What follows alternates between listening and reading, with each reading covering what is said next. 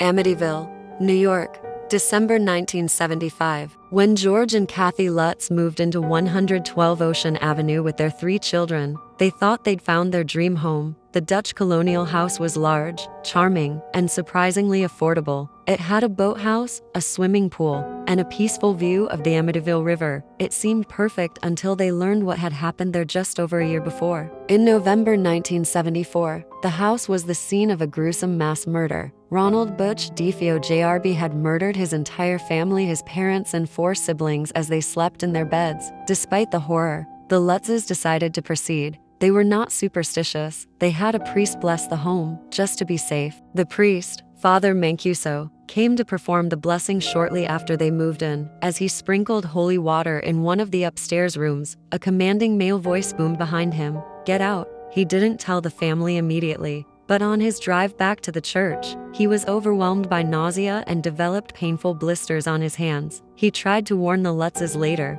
but every time he called, the line filled with static and cut off. Within days, strange things began to happen in the house. George Lutz, once healthy and active, became irritable and withdrawn. He grew obsessed with fire, constantly chopping wood to fuel the living room fireplace. He began waking up every night at exactly 3:15 a.m., the same time the DeFeo murders were believed to have taken place. Kathy suffered terrifying nightmares. She claimed to feel an unseen presence watching her, touching her, sometimes even slapping her. One morning she awoke with red welts across her chest. In one chilling moment, she looked in the mirror and didn't recognize her own reflection. It had aged rapidly, her face like that of an old woman. Their daughter, Missy, began talking to an invisible friend she called Jodie, who she said appeared to her as a large pig with glowing red eyes. George once followed her to her room and saw those very eyes staring in through the window.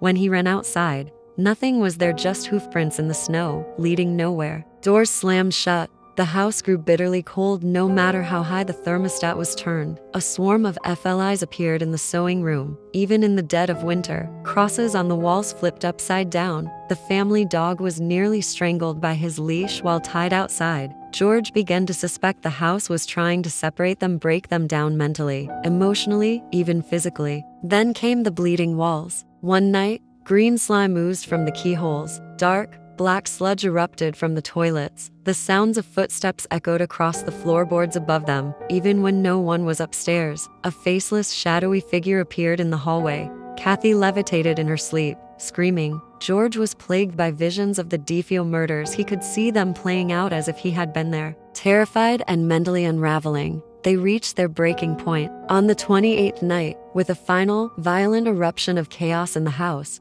the Lutzes fled, leaving behind nearly all of their belongings. They never spent another night at 112 Ocean Avenue. They claimed they were pushed to the brink of death, not by madness or coincidence, but by something evil, something inhuman. They would never return.